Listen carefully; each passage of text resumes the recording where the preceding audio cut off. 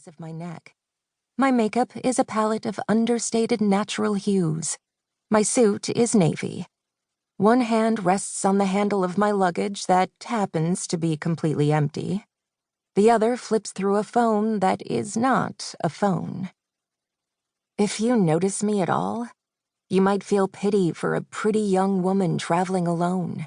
No boyfriend, no husband, no children. How sad. Don't be sad. Be grateful. Be glad that instead of cashing in on my unique talents by surveilling for a ruthless private military firm, I spend my days and nights roaming the bowels of Logan, identifying suspects merely by the shapes of their heads, collaring potential terrorists based on nothing more than a glimpse of their eyes. Thanks to me, they don't even get a chance to fake their way through security.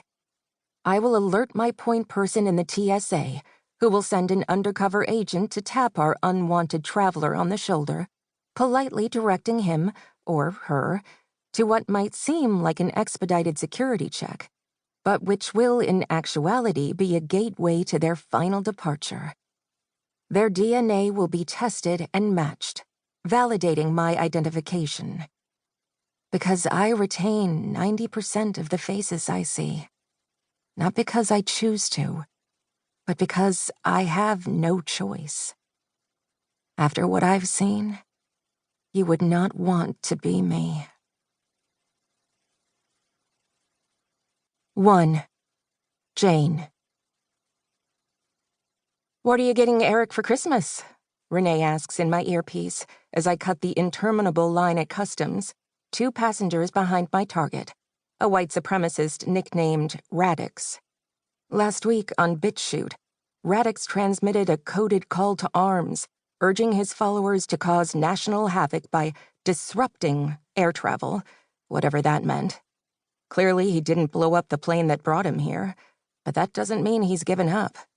He remains in the midst of a very crowded airport, packed with holiday travelers.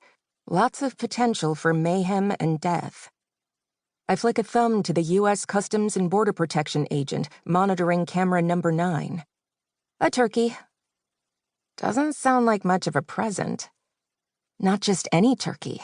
It weighs 20 pounds and it's covered with a mat of woven, hickory-smoked bacon and filled with a sriracha-infused chestnut stuffing. I mail-ordered it from a gourmet restaurant in Kentucky and it drained my bank account. Eric and I are going to be living on ramen for weeks.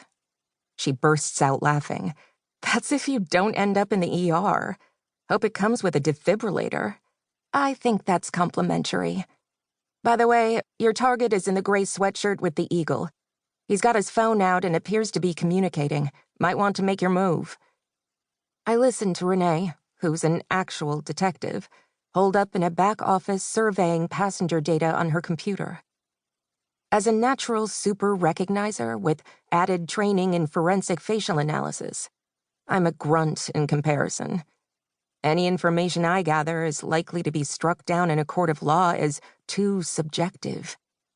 Instead, my job is to avert an immediate disaster by identifying passengers I recognize as disguised high-value threats so they can be detained and questioned before entering the United States, or, if I'm working with the TSA on the domestic side, an outward-bound plane. Gotcha. Turning off the mic to save Renee's hearing, I yell in an exaggerated Boston accent, "Excuse me, this is my spot. I went to the ladies and now I'm back, so move." An older woman in front of my target purses her lips in disapproval. I know what she's thinking. My generation has no concept of decorum. We are so rude because of cell phones. Little does she know that her life might hang in the balance depending on what the guy next to her has up his sleeve. Literally. Unfortunately, the target is bobbing his head to a silent beat streaming from his AirPods, oblivious to my caterwauling. "What are you looking at?" I bark at the poor woman.